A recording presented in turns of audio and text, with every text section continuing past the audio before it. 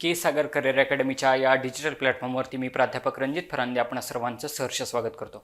विद्यार्थी मित्रांनो, आपण 8 ऑक्टोबर 2022चा संयुक्त पूर्व परीक्षा जे काय आहे कंबाईनचा आपला पेपर, त्या पेपरचं इन डिटेल ॲनालिसिस बघतोय. याच्या अगोदर आपण जो राज्यसेवा पूर्व परीक्षा आहे 2022चा पेपर तो घेतलेला आहे, शिवाय जो कंबाईनचा 2021चा प्रिलिमचा पेपर झालेला आहे तोही घेतलेला आहे. हा आपला दुसरा कंबाईनचा पेपर आहे आणि आपण इन डिटेल ॲनालिसिस करतोय. ऑप्शनवरून कसं गेलं पाहिजे, लॉजिक कसं वापरलं पाहिजे, ट्रिक्स कशा वापरल्या पाहिजेत, या अनुषंगानं आपण पुढे चाललेलो आहोत. थोडा प्रमोशनचा पार्ट असा, आपले के सागर पब्लिकेशनचे वेगवेगळे संदर्भ पुस्तकं आहेत. याच्यामध्ये महाराष्ट्रातील समाजसुधारक, साहित्यिक, भारतीय विचारवंत व अन्य महनीय व्यक्ती के सागर पब्लिकेशनचं हे बुक आहे. त्याच्यानंतर महाराष्ट्राचा भूगोल, प्राध्यापक खतीब सरांचं हे पुस्तक आहे. आधुनिक भारताचा इतिहास असं इतिहासाचं पुस्तक आहे. के सागर सामान्य विज्ञान, जे काही लुसंटचं सायन्सचं पुस्तक आहे, हे लुसंटचं सायन्सचं पुस्तक इंग्लिश आणि हिंदी या 2 लँग्वेजमध्ये अवेलेबल आहे. त्याला मराठीमध्ये ट्रान्सलेट करण्याचं काम आपल्या के सागर पब्लिकेशननं केलेलं आहे. आणि आपलं त्याच्या अंडर के सागर सामान्य विज्ञान, मूळ लेखक प्राध्यापक रवी भूषण यांनी लिहिलेलं ते आहे तसंच पुस्तक आहे. आणि या पुस्तकाचं वैशिष्ट्य सांगायचं म्हणजे राज्यसेवा पूर्व परीक्षा 4 जून 2023 रोजी जी काय झाली होती, त्यातील 22 पैकी 19 प्रश्न या पुस्तकातील होते. तर 23 जानेवारी 2022 रोजी झालेल्या 23 आउट ऑफ 23 प्रश्न याच पुस्तकातील होते. त्यानंतर महाराष्ट्रातील पंचायत राज व नागरी स्थानिक स्वराज्य संस्था, लेखक प्राध्यापक व्ही पाटील असं पंचायत राजचं पुस्तक आहे. पॉलिटीचं पुस्तक के सागर पब्लिकेशनचं अत्यंतिक गाजलेलं पुस्तक आहे, polity of India with the special reference to the Maharashtra असं नवीन संसद भवन असलेलं पुस्तक आहे. संपूर्ण बुद्धिमापन, त्याच्यानंतर गट ब व गट क संयुक्त पूर्व परीक्षा, ज्याला आपण कंबाईन असं म्हणतो, त्याची 87वी आवृत्ती असलेला हा ठोकळा आहे. याच्यामध्ये गट ब व गट क च्या सर्व 2022चे पेपर्स देखील इन्क्लूड आहेत. आणि ज्या काही PSI STI ESO सब रजिस्ट्रार असेल, त्याच्यानंतर लिपिक टंकलेखक असेल, टॅक्स असिस्टंट असेल, तांत्रिक सहाय्यक असेल, एक्साइज इन्स्पेक्टर असेल, ह्या सर्व पोस्टसाठी इम्पॉर्टंट असलेला हा आपला ठोकळा आहे. याच्यामध्ये मानव विकास अहवाल, जागतिक भूक निर्देशांक, जागतिक शांतता निर्देशांक आदी सगळेच्या सगळे इंडेक्स याच्यामध्ये कव्हर केलेले आहेत. संपूर्ण अंकगणित हे देखील आपलं जसं बुद्धिमापनचं पुस्तक आहे तसं अंकगणितचं देखील पुस्तक आहे. PSI STI ESO पूर्व परीक्षेचा आपला स्पष्टीकरणात्मक प्रश्नपत्रिका संग्रह आहे. जसा आपला तो ठोकळा आहे 87वा आवृत्ती, तसा हा क्वेश्चन पेपर आणि याच्यामधीलच एक PDF मी घेऊन तुम्हाला एक्सप्लेन करत असतो. महाराष्ट्राचा इतिहास भारताच्या पार्श्वभूमीवरती असं इतिहासाचं पुस्तक आहे. आणि विद्यार्थी मित्रांनो, आपण 8 ऑक्टोबर 2022 रोजी झालेल्या प्रिलिमच्या पेपरचं इन डिटेल ॲनालिसिस पाहतोय. तुम्हाला मी अगोदरच सांगितलं विद्यार्थी मित्रांनो की बाबा या पेपरचं वैशिष्ट्य म्हणजे पेपरची काठिण्य पातळी ही सोपी होती, परिणामी मेरिट जास्त लागले. तुम्ही असं म्हणू शकत नाही की बाबा सपोज त्यावेळेसचं PSIचं मेरिट 55+ गेलं, पण पेपरची काठिण्य पातळी ही सोपी होती. आपण पाठीमागच्या 2 लेक्चरमध्ये पाहिलेले की 2 लेक्चरमध्ये आपण करंटचे क्वेश्चन घेतले, सहज 10 ते 11 मार्क, सहज तुम्ही लॉजिक वापरला, तुमचा अभ्यासाचा योग्य वापर केला तर 100% तुम्हाला 10 ते 11 मार्क पडण्यासारखा करंटचा सेक्शन होता. आता करंटच्या सेक्शन नंतर आपण पॉलिटीच्या सेक्शनमध्ये गेलेलो आहे. तर या पॉलिटीच्या सेक्शनमध्ये एकदम बेसिक लेवलला ज्यांनी PYQ व्यवस्थित केलेले आहेत त्यांना 100% याच्यामध्ये मार्क्स पडण्यासारखे आहेत. आता 17 नंबरचा क्वेश्चन बघा, हा ऑलरेडी आयोगानं कॅन्सल केलेला आहे, रद्द केलेला, हॅश केलेला क्वेश्चन आहे. तरी का रद्द केला हे माहिती नाही, परंतु आपण एक्सप्लेनेशन कडे तर जाऊयात. यदा कदाचित या क्वेश्चन मधून पण नवीन क्वेश्चन तयार होऊ शकतो. क्वेश्चन असा आहे, राज्य लोकसेवा आयोगाबाबत खालीलपैकी कोणती विधाने बरोबर नाहीतला गोल करायचं. बरं का, आपल्याला काय सवय लागलेली असते की बरोबर विधान ना घेऊन जायचं. आता इथं काय विचारलंय, राज्य लोकसेवा आयोग म्हणजे जसं आपलं MPSC आहे, MPSC राज्य लोकसेवा आयोग आहे आणि UPSC हे संघ लोकसेवा आयोग आहे. हा डिफरन्स लक्षात घ्यायचा. मग शक्यतो आपल्याला राज्य निवडणूक आयोग, त्याच्यानंतर राज्य लोकसेवा आयोग, ह्या दोघांवरती जास्तीत जास्त क्वेश्चन विचारलेले दिसतात. मग आता बघा, पहिलं स्टेटमेंट वाचो, आपल्याला रॉंग कुठलं आहे ते ओळखायचं आहे. भारतीय राज्यघटनेच्या कलम 315 ते 323 मध्ये याची तरतूद केलेली आहे आणि हा 100% प्युअरली अभ्यासाचा भाग आहे. तुम्ही जर राज्यघटना वाचली असेल तर त्या पॉलिटीच्या पुस्तकामध्ये कलम 315 पासून ते 323 पर्यंत UPSC आणि MPSC, बघा UPSC म्हणजे संघ लोकसेवा आयोग आणि राज्य लोकसेवा आयोग दोन्ही पण कुठं आहेत, लोकसेवा आयोग दोन्ही पण कुठे आहेत? कलम क्रमांक 315 मधूनच चालू होतात. भाग 14 या भागावरती पण क्वेश्चन विचारला की भाग कितवा आहे, तर भाग 14 आहे. कलम कितवा आहे? कलम 315 आहे. याच्यामध्ये युपीएससी आणि एमपीएससी, फॉर एक्झाम्पल एमपीएससी म्हणजे महाराष्ट्राच्यासाठी राज्य लोकसेवा आयोग, मध्य प्रदेशसाठी पण एमपीएससीच असणार, ह्याच्यासाठी उत्तर प्रदेशसाठी एमच्या ऐवजी यू असणार, म्हणजे असं प्रत्येक राज्याचं ते राज्य लोकसेवा आयोग असतं. मग आता हे 315 पासून ते 323 पर्यंत राज्य लोकसेवा आयोगाची तरतूद आहे. हे विधान 100% बरोबर आहे. बघा 100% बरोबर. मला चुकीचं विचारलंय, हिथं अ दिलाय ऑप्शन गेला, हिथं अ दिलाय ऑप्शन गेला, खाली ब क की बड, बघा ब क की बड. आता पुढं हे आयोग राज्य शासन तसेच केंद्र शासनासाठी कार्य करते. 100% माहिती नाही. राज्य शासन तसेच केंद्र शासनासाठी कार्य करते, 100% माहिती नाही. की जर फक्त राज्य शासनासाठी कार्य करते असं दिलं असतं तर 100% योग्य असतं. पण होल्ड करू ह्या विधानाला की बाबा योग्य की अयोग्य, आपण खालून ऑप्शन वरून जाऊ. क स्टेटमेंट बघा, या आयोगाने निवड केलेल्या प्रशासकीय अधिकाऱ्यांच्या नेमणुका केंद्र शासन करत असते. 100% हे रॉंग आहे, 100% रॉंग आहे. कारण केंद्र शासन, मला सांगा की एमपीएससी न निवड केलेल्या विद्यार्थ्यांच्या नेमणुका कोण करेल? सरळ सरळ राज्य शासन करेल. कोण करेल? राज्य शासन करेल. सरळ सरळ राज्य शासन त्यांच्या नेमणुका करेल. म्हणजे इथं केंद्र शासनच्या ऐवजी राज्य शासन हे वर्डिंग पाहिजे होतं. म्हणजेच क उत्तरामध्ये पाहिजेलच पाहिजे. इथं क आहे, इथं क नाही, ऑप्शन गेला. म्हणजेच ह्या प्रश्नाचं उत्तर ब आणि क असं यायला पाहिजे होतं. म्हणजेच हा आयोग राज्य शासन व केंद्र शासनासाठी कार्य करतो हे विधान चूक आहे. हे ह्या आन्सर वरून कळतंय. आता पुढे बघू आपण. आयोगाचे अध्यक्ष व सदस्य यांच्या नेमणुका राज्य शासनाकडून केल्या जातात. बघा यांच्या नेमणुका आयोगाचा अध्यक्ष असेल, आयोगाचा सदस्य असेल, यांच्या नेमणुका ह्या कोण करते म्हणते? राज्य शासनाकडून केल्या जातात. तर अपॉइंटमेंट, बघा अपॉइंटमेंट लेटर असतं, म्हणजे एमपीएससी पास झाल्यानंतर त्यांना अपॉइंटमेंट लेटर भेटतात. तर ते अपॉइंटमेंट लेटर राज्य शासन नव्हे तर राज्यपाल देत असतो. कोण देत असतो? राज्यपाल देत असतो. त्यांच्यामुळं अपॉइंटमेंट म्हणजे नेमणुका ह्या कोण करत असतं? राज्यपाल करत असतं. त्याच्यामुळे इथं राज्य शासन नको होतं. म्हणजे हेही विधान चुकीचं आहे. म्हणजे चूक काय झालं? ब, क आणि ड असे तिन्हीच्या तीन खालचे 3 विधानं चुकीची आहेत. हे या ठिकाणी असा कुठंच ऑप्शन नाही. त्याच्यामुळे यदा कदाचित हा क्वेश्चन आयोगानं कॅन्सल केलेला असावा. परत एकदा बघू. भारतीय राज्यघटनेच्या कलम 315 ते 323 मध्ये लोकसेवा आयोग सांगितलेले आहेत. हा आयोग राज्य शासनासाठी कार्य करणार, कारण केंद्र शासनासाठी कार्य करणारा ऑलरेडी युपीएससी आहे. या आयोगाने निवड केलेल्या प्रशासकीय अधिकाऱ्यांच्या नेमणुका केंद्र शासन करतं का? केंद्र शासनच्या ऐवजी राज्य शासन पाहिजे होतं. आणि आयोगाचे अध्यक्ष सदस्य यांच्या नेमणुका कोण करतं? तर आयोगाचे. हित नीट लक्षात घ्यायचं.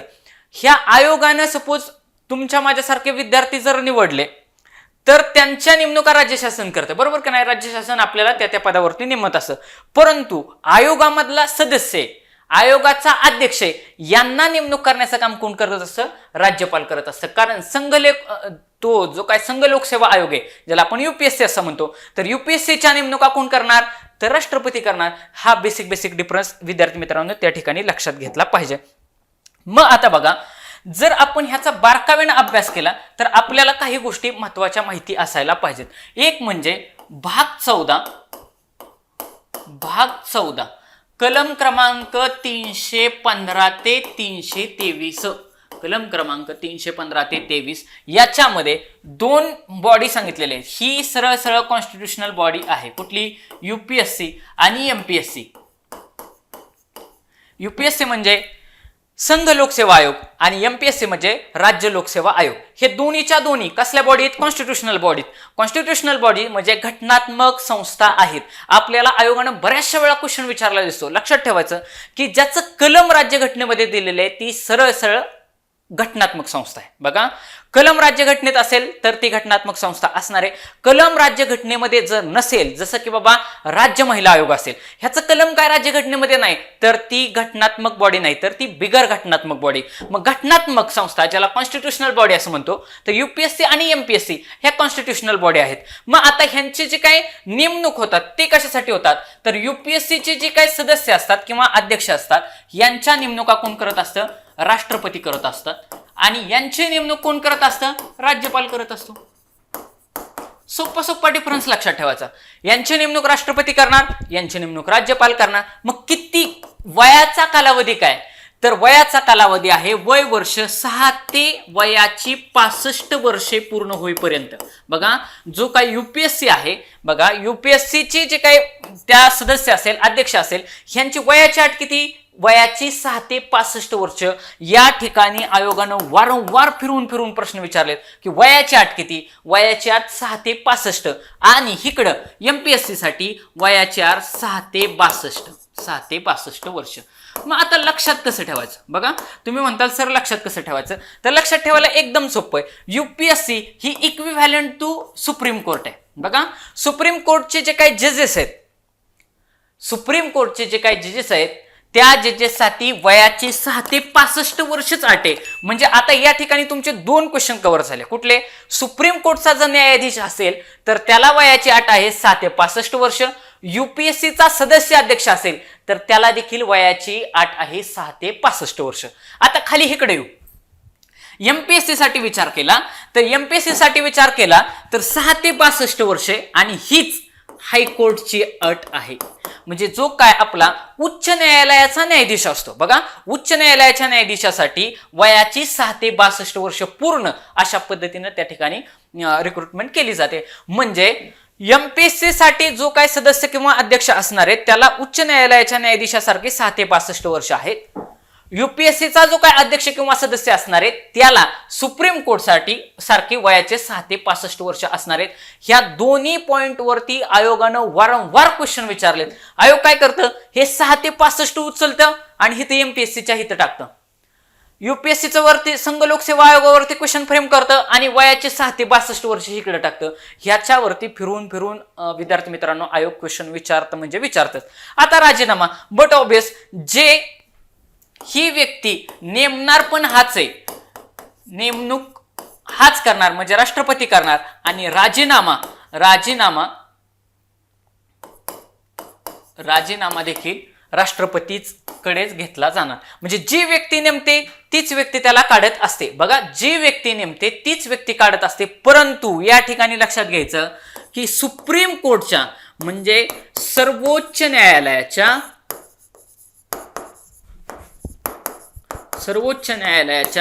चौकशी अंतीच ह्याच्यातला जर सदस्य अध्यक्ष असेल, याच्यातला सदस्य अध्यक्ष असेल, यांना जर सपोज यांना काढताना राष्ट्रपती, यांना काढताना राज्यपाल, बडतर्फी राष्ट्रपतीच करतात. परंतु याच्यामध्ये एक अट अशी आहे की सर्वोच्च न्यायालयाने चौकशी करावी लागते की बाबा तो त्याचं खरंच गैरवर्तन आहे का, त्या आणि त्याच वेळी त्या ठिकाणी त्यांना काढलं जातं. आणि ह्याच्यातला अजून एक सगळ्यात महत्वाचा पॉइंट आहे की ज्याच्यावरती आयोग वारंवार फिरून विचारतं, ते म्हणजे नीट लक्षात ठेवा, ह्या युपीएससीचा सदस्य असेल, बघा युपीएससीचा सदस्य, तर हा युपीएससीचा सदस्य उद्या युपीएससीचा अध्यक्ष होऊ शकतो. बघा, युपीएससीचा सदस्य हा युपीएससीचा अध्यक्ष होऊ शकतो किंवा अन्य कोणत्याही राज्य लोकसेवा आयोग आहेत त्याचा देखील अध्यक्ष होऊ शकतो. बघा, म्हणजे तो एमपीएससीचा देखील अध्यक्ष होऊ शकतो, हे या ठिकाणी लक्षात ठेवायचं. आणि हे कलम क्रमांक 319 मध्ये दिलेले आयोगानं वारंवार या ठिकाणी PYQ विचारले आहेत की कलम क्रमांक 319 अंडर, बघा कलम क्रमांक 319 अंडर सदस्य जे काय हा युपीएससीचा सदस्य, नीट आहे का, युपीएससीचा सदस्य हा युपीएससीचा अध्यक्ष होऊ शकतो किंवा तो एमपीएससी लक्षात ठेवायचं, आपल्याला लक्षात ठेवण्यासाठी एमपीएससी लक्षात ठेवायचं. युपीएससीचा सदस्य, असं समजा मी युपीएससीचा सदस्य आहे तर मी युपीएससीचा अध्यक्ष होऊ शकतो किंवा खालचा एमपीएससी राज्य लोकसेवा जे वेगवेगळ्या राज्यांमध्ये राज्य लोकसेवा आयोग आहेत, जसं महाराष्ट्रामध्ये एमपीएससी, केरळमध्ये वेगळं असेल, कर्नाटकचं वेगळं असेल, प्रत्येक राज्यासाठी वेगवेगळा लोकसेवा आयोग असणार आहे, त्याचा अध्यक्ष देखील हा सदस्य होऊ शकतो. परंतु इथला जो काय अध्यक्ष आहे हा पुनर्नियुक्ती त्याची होऊ शकत नाही, एवढं लक्षात ठेवायचं. सदस्य म्हणून एकदा काम करतोय तो परत सदस्य होऊ शकत नाही, म्हणजे सदस्य परत होऊ शकत नाही, तो अध्यक्ष होऊ शकतो. इथला सदस्य युपीएससीचा अध्यक्ष होऊ शकतो किंवा एमपीएससीचा पण अध्यक्ष होऊ शकतो. सेम एमपीएससीच्या बाबतीत विचार केला तर त्या ठिकाणी देखील तसंच आहे. आता नीट बघा, एमपीएससीचा सदस्य आहे तर तो युपीएससीचा अध्यक्ष होऊ शकतो. बघा, युपीएससीचा अध्यक्ष होऊ शकतो किंवा तो अन्य राज्य लोकसेवा आयोग जे काय आहेत त्यांचा अध्यक्ष होऊ शकतो.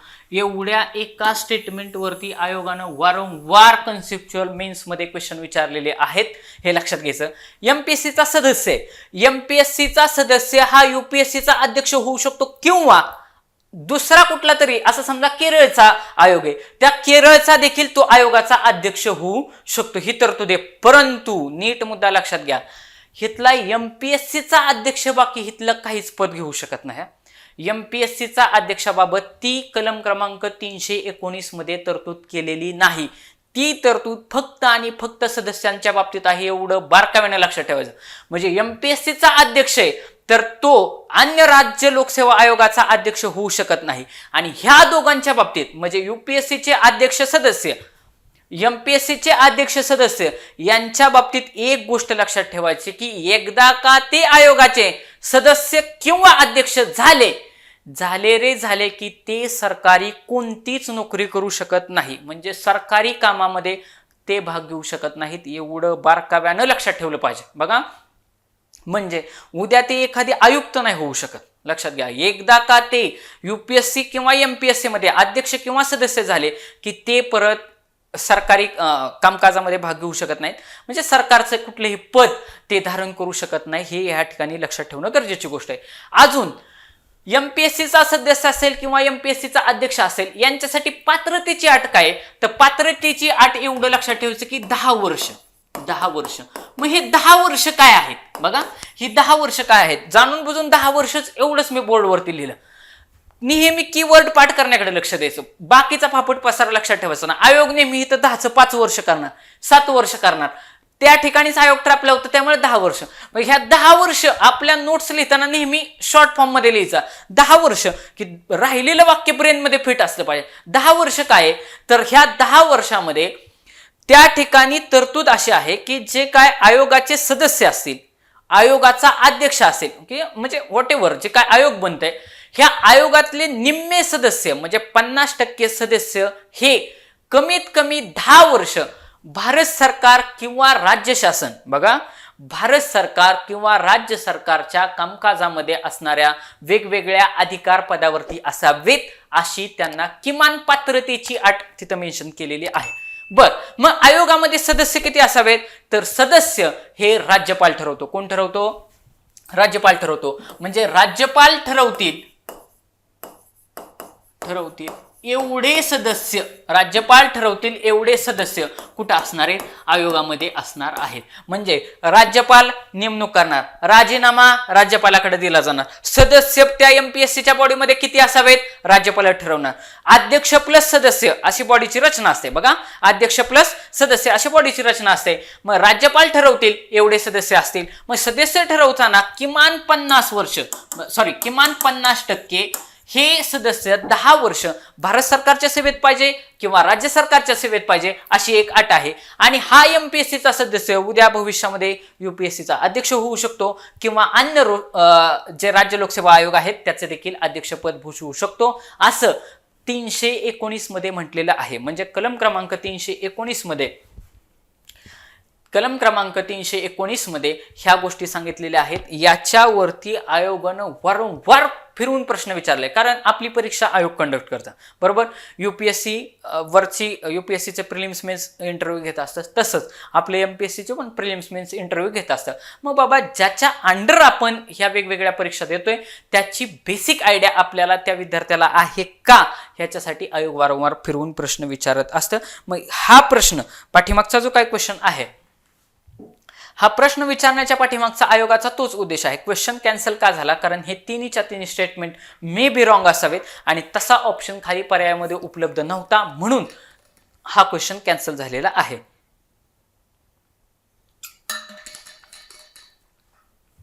तुम्हाला मी इन डिटेल संघ लोकसेवा आयोग आणि राज्य लोकसेवा आयोग हे दोन्हीच्या दोन्ही आयोग सांगितलेले आहेत. तुम्ही ते बारकाव्याने अभ्यास केले आणि आता जाऊन तुमचा काय 21,000 प्रश्नसंच असेल किंवा कुठलाही प्रश्नसंच असेल, तो जाऊन जर काढला, क्वेश्चन सोडवायला घेतले, तर तुम्हाला सगळेच्या सगळे या टॉपिकवरती क्वेश्चन सुटणार म्हणजे सुटणारच. म्हणजे एका क्वेश्चन मध्येच मी तुमचा एक पूर्ण टॉपिक कव्हर केलेला आहे. पुढचा क्वेश्चन 18 नंबरचा क्वेश्चन. हा देखील क्वेश्चन आता खूप म्हणजे खूप जास्त IMP असा क्वेश्चन आहे. 18 नंबरचा क्वेश्चन. भारताची संसद आणि राज्य विधिमंडळाच्या निवडणुका टिंबद्वारे आयोजित केल्या जातात. मग इथं निवडणूक आयोग म्हणते, निर्वाचन हा शब्द समानार्थी शब्द आहे निवडणुकीला. निवडणुकीला हा समानार्थी शब्द आहे, म्हणजे राज्यपाल आणि राष्ट्रपती हे दोन ऑप्शन तर गेले. 100% अभ्यासाचा भाग असावा. अत्यंतिक बेसिक क्वेश्चन विचारलेला आहे. भारताची संसद आणि राज्य विधिमंडळ यांच्या निवडणुका टिंबद्वारे आयोजित केल्या जातात. तर विद्यार्थी मित्रांनो, थोडा बेसिकचा पार्ट आपण या ठिकाणी बघू की 6 गोष्टींच्या निवडणुका, नीट आहे का, 6 गोष्टींच्या निवडणुका हे निवडणूक आयोग घेत असतं. कुठलं?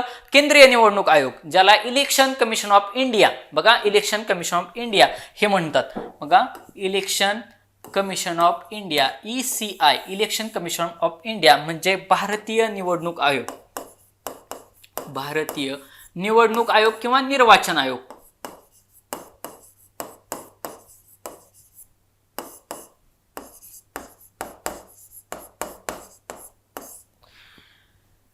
भारतीय निर्वाचन आयोग, ज्याला ECI असं म्हटलं जातं, हे तब्बल किती लोकांच्या निवडणुका घेते, तर 6 लोकांच्या निवडणुका घेते, एवढं लक्षात ठेवायचं. किती? 6 लोकांच्या. मग हे 6 लोक कोणती?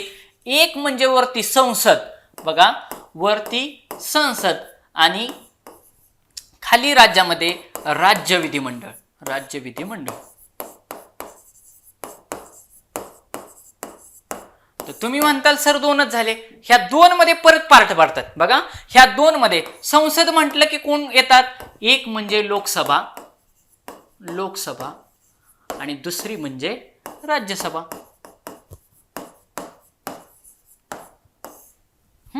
संसदेचे पार्ट कुठले 2 आहेत? लोकसभा आणि राज्यसभा. तसंच खाली राज्य विधिमंडळाचे परत 2 पार्ट आहेत. कुठले? विधानसभा, विधानसभा आणि विधान परिषद.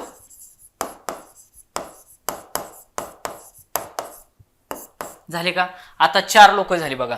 1 2 लोकसभा, राज्यसभा, 3 विधानसभा, 4 विधान परिषद.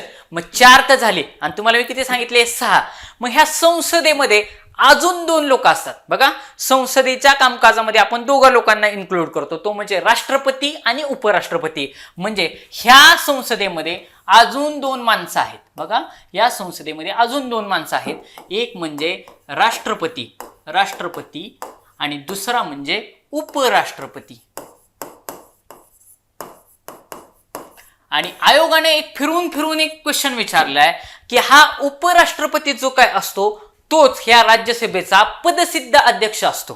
आणि ह्या वाक्यावरती आयोगाने वारंवार PYQ विचारलेला आहे की उपराष्ट्रपती हा राज्यसभेचा पदसिद्ध अध्यक्ष असतो, बरोबर. आणि संसदेचा पार्टच आहे. संसदेचं काम काय आहे की बाबा काय, संसदेलाच आपण कायदेमंडळ असं म्हणतो. मग कायदे करण्याच्या प्रोसेसमध्ये राष्ट्रपती हा त्याचा अविभाज्य भाग आहे. राष्ट्रपती हा त्याचा अविभाज्य भाग आहे, म्हणजे राष्ट्रपतीला ओळखून, कारण सगळे कायद्यावरती शेवटी सिग्नेचर कोणाचे होणार आहे, राष्ट्रपतीचे होणार आहे. मग आता बघा हे दोघं, ही 1 2 3 4 राष्ट्रपती आणि उपराष्ट्रपती, 5 आणि 6 अशा 6 लोकांच्या निवडणुका घेण्याचं काम कोण करत असतं, भारतीय निर्वाचन आयोग करत असतं. आणि याचं कलम जे काय आहे, हे कलम आहे कलम क्रमांक 324. कलम क्रमांक 324 नुसार ह्या 6 लोकांच्या निवडणुका घेण्याचं काम लोकसभा, राज्यसभा, विधानसभा, विधान परिषद, राष्ट्रपती आणि उपराष्ट्रपती या 6 लोकांचं निवडणुका घेण्याचं काम हे कोण करत असतं, तर भारतीय निर्वाचन आयोग, ज्याला इलेक्शन कमिशन ऑफ इंडिया असं म्हणतात. मग कलम क्रमांक 324 वरती एकदा आयोगानं क्वेश्चन विचारलाय आणि जोड्या जुळवामध्ये 325 या कलमावरती देखील आयोगानं क्वेश्चन विचारलाय. तर 325 मध्ये काय सांगतं की जे काय प्रौढ मतदान पद्धत,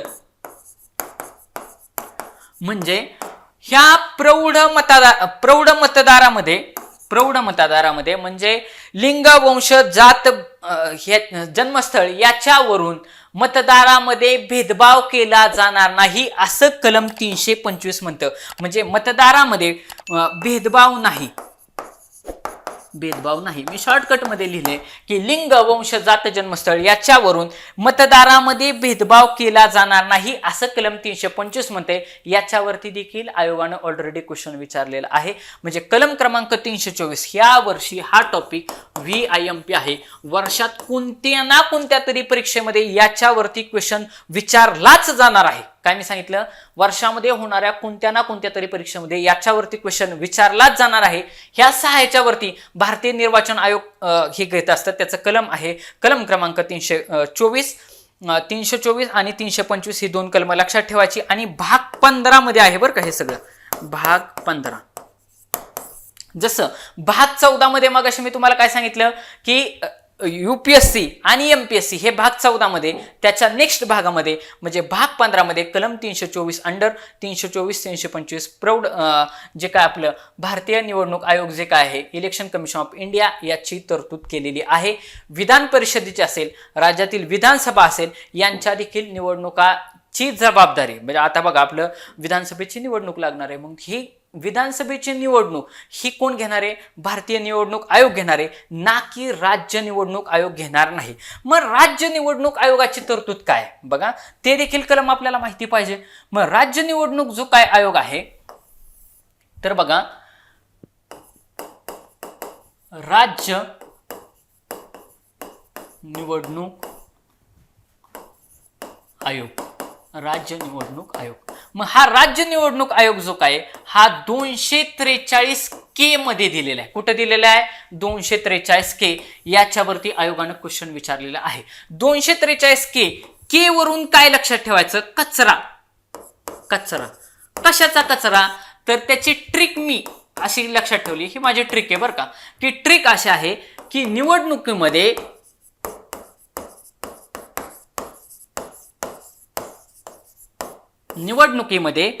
पैशाचा कचरा होतो.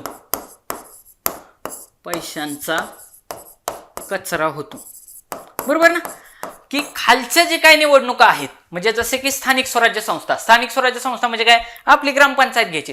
ग्रामपंचायत म्हणले की पैशाचा नसता कचराच, पैसे वाटप, पार्ट्या कर, दारूच्या बाटल्या वाट, म्हणजे काय की पैशाचा कचरा होतो. कचरा कशासाठी लक्षात ठेवायचा आहे, ह्या के या कलमासाठी, कारण वारंवार आयोगानं 243K आणि 243I याच्यावरती क्वेश्चन विचारलेलेच आहेत. मग 243I काय आहे, तर 243I आहे राज्य वित्त आयोग. राज्य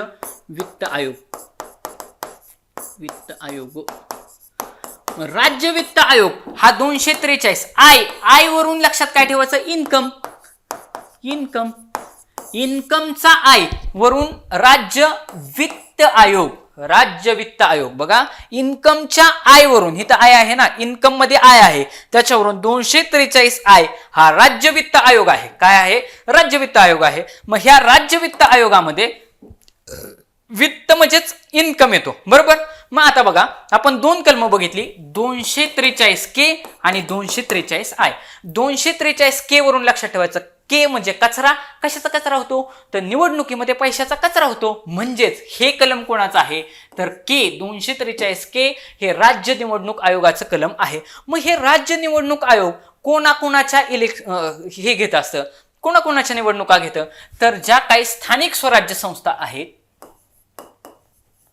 स्थानिक स्वराज्य संस्था, ज्याला तुम्ही सोप्या भाषेमध्ये पंचायत राज असं पण म्हणू शकता. पंचायत राज. मग पंचायत राज मध्ये काय काय येतं? तुमचं पहिल्यांदा येतं ग्रामपंचायत, 2 नंबरला येतं पंचायत समिती, त्याच्यानंतर जिल्हा परिषद झेडपी, जिल्हा परिषद 1, 2, 3, त्याच्यानंतर महानगरपालिका,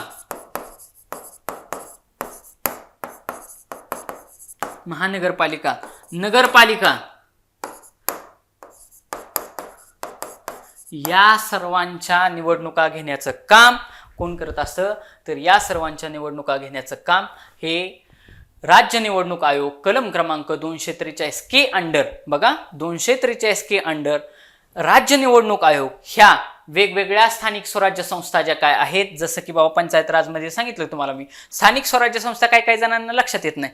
तर ह्या स्थानिक स्वराज्य संस्था म्हणजे ग्रामपंचायत, पंचायत समिती, जिल्हा परिषद ह्या 3 टप्प्यावरती आणि इकडे नगरपालिका, महानगरपालिका या सर्वांचे इलेक्शन घेण्याचं काम हे राज्य निवडणूक आयोगाचं असतं. कलम क्रमांक 243 के हे तुम्ही लक्षात ठेवलं पाहिजे. जर तुम्ही आयोगाचे क्वेश्चन काढून बघितले तर याच्यावरती खूप म्हणजे खूप सारे क्वेश्चन आयोगाने याच्या अगोदर विचारलेले आहेत. मग आता आपण क्वेश्चनकडे येऊ.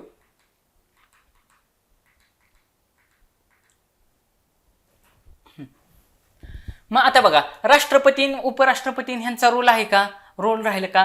रोलच राहिला नाही. मग बघा, भारतीय संसदेमध्ये मी तुम्हाला सांगितलं की नाही, संसद आणि राज्य विधिमंडळ, संसदेमध्ये दोघं, लोकसभा आणि राज्यसभा या सगळ्यांच्या निवडणुका घेण्याचं काम कोण करत आहे? भारतीय ECI म्हणजे इलेक्शन कमिशन ऑफ इंडिया, ज्याला भारतीय निर्वाचन आयोग असं म्हणतंय, तर भारतीय निर्वाचन आयोग या निवडणुका घेत असतं. राज्य विधिमंडळाच्या निवडणुका राज्य निवडणूक आयोग घेत नाही, हे या ठिकाणी लक्षात ठेवणं अत्यंत गरजेची गोष्ट आहे. बघा, राज्य विधानसभाच्या, सपोज राज्य विधानसभा असतील, विधान परिषद देखील असेल, त्यांच्या देखील निवडणुका राज्य निवडणूक आयोग घेत नाही, तर भारतीय निवडणूक आयोगच त्यांच्या इलेक्शनच्या हे घेत असतं, म्हणजे इलेक्शन्स घेत असतं. मग या ठिकाणी दिले भारतीय राज्यघटनेच्या कलम 324 अंतर्गत याच्यामध्ये संसदेच्या जे काही इलेक्शन असतात त्या इलेक्शन घेणे, त्या संचालित करणे, मतदान याद्या तयार करणे, त्याच्यानंतर वेगवेगळ्या बाउंड्री ठरवणे, ह्या सगळी कामं कोण करत असतं? राज्य निवडणूक आयोग करत असतं. त्याच्यानंतर आपल्याला माहिती आहे आचारसंहिता लावण्याचं काम देखील हे निवडणूक आयोग करत असतं. आणि ह्या निवडणूक आयोगाला एक ताकदवर बॉडी करण्याचं काम हे त्यावेळेस TN सेशन, जे काय भारताचे 10वे निवडणूक आयोगाचे अध्यक्ष होते, TN सेशन, ह्या TN सेशननं एक निवडणूक आयोगाचा दर्जा काय असतो, दर्जा हे त्या IAS ऑफिसरनं दाखवून दिलं. म्हणजे TN सेशन हे ज्यावेळेस निवडणूक आयोगावर ते अध्यक्ष होते ना, त्यावेळेस त्यांच्या कालखंडापासून ही आचारसंहिता लागू झाली. त्या काळात कुठल्याही पक्षाला मग वेगवेगळ्या कारवाई होऊ शकतात, त्यांचे सदस्य निलंबित होऊ शकतात. म्हणजे त्याची जी ताकद आहे, एखाद्या घटनात्मक बॉडीची ताकद काय असते, हे TN सेशन यांना दाखवून दिले. म्हणजे दादा माणूस होता तो 10व्या आयोगाचे अध्यक्ष होते ते, हे पण लक्षात ठेवलं पाहिजे. आयोगाने तिथं देखील क्वेश्चन विचारलेलं आहे. मग राज्यघटनेतील तरतुदीच्या आधारे स्थापन करण्यात आलेल्या निर्वाचन आयोग एक स्वायत्त संस्था असून शासकीय व राजकीय, हे सगळ्यात महत्वाचं आहे. तसं तर होत नाही. राज्यघटनेचा विचार करता निर्वाचन आयोग म्हणजे निवडणूक आयोग ही एक स्वायत्त संस्था आहे, म्हणजे कॉन्स्टिट्युशनल बॉडी. त्याच्यामुळं ती शासकीय व राजकीय प्रभावापासून कशी आहे, मुक्त आहे. त्याच्यावरती कोणत्याही प्रकारचा दबाव टाकता येत नाही. आपलं जे काही केसागरचं पब्लिकेशनचं पुस्तक आहे त्याच्यामध्ये इन डिटेल हे सांगितलेलं आहे. पुढचा क्वेश्चन 19 नंबरचा क्वेश्चन बघा. 19 नंबरचा क्वेश्चन,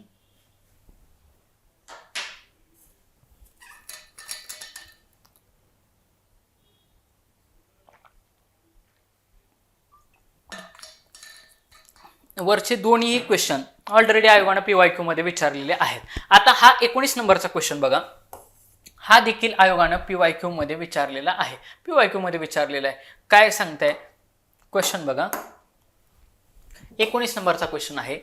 भारतीय संविधानाच्या कोणत्या कलमात मुख्यमंत्र्याची कर्तव्य स्पष्ट केलेली आहेत? बघा, भारतीय संविधानाच्या कोणत्या कलमात मुख्यमंत्र्याचे कर्तव्य, मुख्यमंत्र्याचे काय कर्तव्य असतात की मंत्री परिषदेचे जे काय निर्णय होतात ते राज्यपालाला कळवणे हे मुख्यमंत्र्याचं कर्तव्य असतं. मग आता नीट बघा, ऑलरेडी हा PYQ ऑलरेडी आयोगानं विचारलेला आहे. PYQ ऑलरेडी विचारलाय, त्याच्यामुळे पाठांतराचाच भाग आहे. सरळच तुम्हाला कलम क्रमांक 167 याच्यामध्ये मुख्यमंत्र्याचे कर्तव्य एवढंच, फक्त कीवर्ड तेवढाच लक्षात ठेवायचा. कलम क्रमांक 167 मुख्यमंत्र्याची कर्तव्य, म्हणजे कलम क्रमांक 167 मध्ये मुख्यमंत्र्याची कर्तव्य सांगितलेली आहेत. मग काय कर्तव्य की बाबा जे काय राज्याचं कामकाज चाललेलं आहे, मंत्री परिषद जे काय निर्णय घेत आहे ते राज्यपालाला कळवणे हे 167 मध्ये मुख्यमंत्र्याचं कर्तव्य आहे. मग बाकीचे कलम काय आहेत बघा, मग बाकीचे काय काय आहेत? मग कलम क्रमांक पहिले दिले 163, तर 163 नुसार हे देखील कलम आयोगानं वारंवार विचारलेलं आहे. कलम क्रमांक 163, कलम क्रमांक 163, 167 VIMP कलम आहेत बरं का. ही दोन कलम VIMP आहे. हे पण VIMP आहे, हे पण VIMP आहे.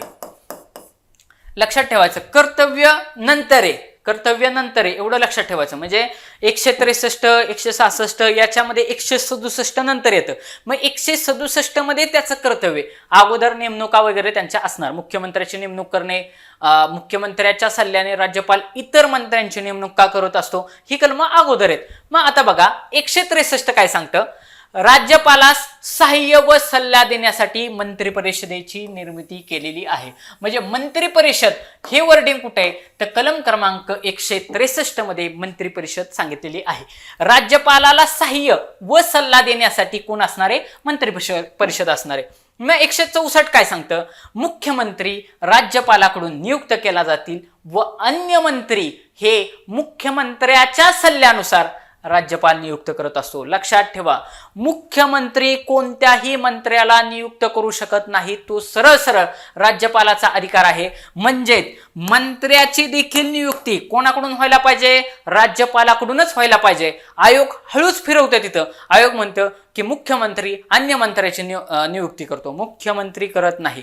हाच व्यक्ती करतो. म्हणजे कोण? राज्यपालच करत असतो. म्हणजे मुख्यमंत्री राज्यपालाकडून नियुक्त केला जाईल व मुख्यमंत्र्याच्या सल्ल्याने अन्य मंत्र्यांच्या नेमणुका कोण करत असतो? राज्यपालच करत असतो. असं कलम क्रमांक 164 आहे. हे देखील आयोगानं वारंवार विचारलेलं आहे. हे देखील कलम IMP आहे. म्हणजे 163, 164 आणि 167 ही 3 कलम आयोगानं वारंवारच विचारलेले आहेत. तुमची तोंड पाठच असायला पाहिजे. 163 मध्ये मंत्री परिषद सांगितले कशासाठी की राज्यपालाला सहाय्य करण्यासाठी व सल्ला देण्यासाठी मंत्री परिषदेची तरतूद आहे. 164 मध्ये मुख्यमंत्र्याची नेमणूक व अन्य मंत्र्यांची नेमणुका सांगितलेल्या आहेत ज्या राज्यपालाद्वारे होतील. आणि 167 मध्ये की जे काही मंत्रिमंडळाचं कामकाज चालतं, घटक राज्याचा जो काही कारभार चालतो हा राज्यपालाला कळवणे हे मुख्यमंत्र्याचं कर्तव्य आहे. म्हणजेच मुख्यमंत्र्याचं कर्तव्य हे कलम क्रमांक 167 मध्ये सांगितलेलं आहे. आणि मग 166 मध्ये विधिमंडळाच्या कामकाजाच्या संदर्भात रचना केलेली.